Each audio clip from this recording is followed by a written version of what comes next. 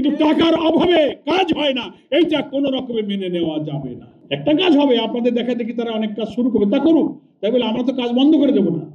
এইটা এই জন্য আর্থিক সংকটের কারণে কাজ হইতেছে না, এটা কিন্তু আমরা মেনে নেব না। কাজ করবেন, কালেকশন করবেন, জেলা আমিরের কাছে যাবেন, থানা আমিরের কাছে যাবেন, কেন্দ্রে যারা থাকেন তারা টাকা পাঠাবেন, দরকারে ধার করবেন, বাকি করবেন, কর্জ করবেন, ইলেকশনের পরে ঋণ শোধ করবেন, কিন্তু টাকার অভাবে কাজ হয় না, এইটা কোনো রকমে মেনে নেওয়া যাবে না। আর যদি একেবারে খুব টানাটানি অভাব, তাহলে ওই থানা আমিরের পকেট মারবেন। এ মাপাইকে পকেট মারা জায়েজ আছে, একটা ফতোয়া দিয়ে যাই আমি। দেখা হলে পকেটে হাত ঢুকিয়ে দেবেন, জেলা আমিরের দেখা হলে পকেটে হাত ঢুকিয়ে দেবেন, আসন পরিচালক দেখা হয়েছে পকেটে হাত ঢুকিয়ে দেবেন, মানি ব্যাগ পান, খালি পান, যা পান নোট নিয়ে নেবেন, টাকা ছাড়া কোনো উপায় নেই। এটা হলো একেবারে শেষ চিকিৎসা, ঠিক আছে? কিন্তু টাকার অভাবে কাজ হইতেছে না, এই কথা বলা যাবে না। না, পকেট সাবধান করলে হবে না, পকেট টাকা রাখতে হবে, এটা করবেন। তার আগে কালেকশন, যত লোকজন আছে বিত্তশালী সামর্থ্যবান, শোনেন, সব টাকা তো আর জামাত ইসলামের কাছে না, জামাত করে না কিন্তু জামাতকে ভোট দেবে এমন বহু ভালো লোক আছে না? এইসব লোকের অনুরোধ করবে, আপনার কাছে তো টাকা সবসময় চাই না, আপনি আমাকে 200 লোকের খিচুড়ির টাকা দেন, আমরা 20টা দাড়ি পাল্লা বানাবো, কিছু টাকা দেন, আছে না? এই ডালা ঝুড়ি কিনবেন, প্লাস্টিকের গামলা পাওয়া যায়, কিনে এনে দড়িতে ঝুলিয়ে দেবেন, সস্তায় সব ভোট হয়ে যাবে। পারা যাবে তো? শেষ কথা বলে দিই একটা, যে এত কষ্ট, এত পরিশ্রম, সব কিছু আল্লাহ তাআলার সন্তুষ্টির জন্য আমরা করব, নিয়তটাকে শুদ্ধ রাখবো।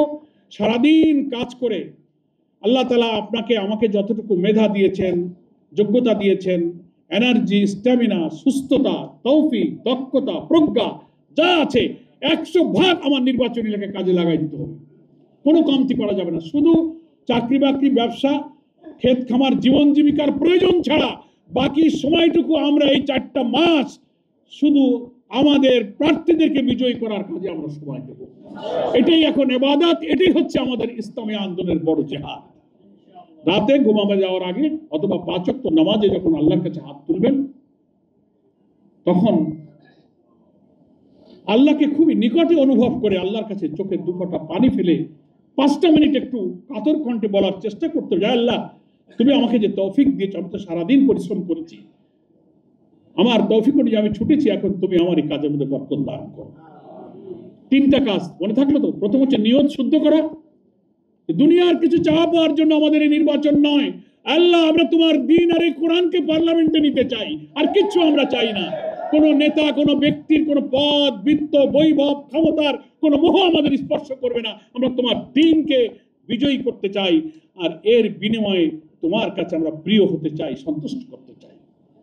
একটা হলো নিয়ত, এটার নাম হলো ইখলাস, মনে থাকবে।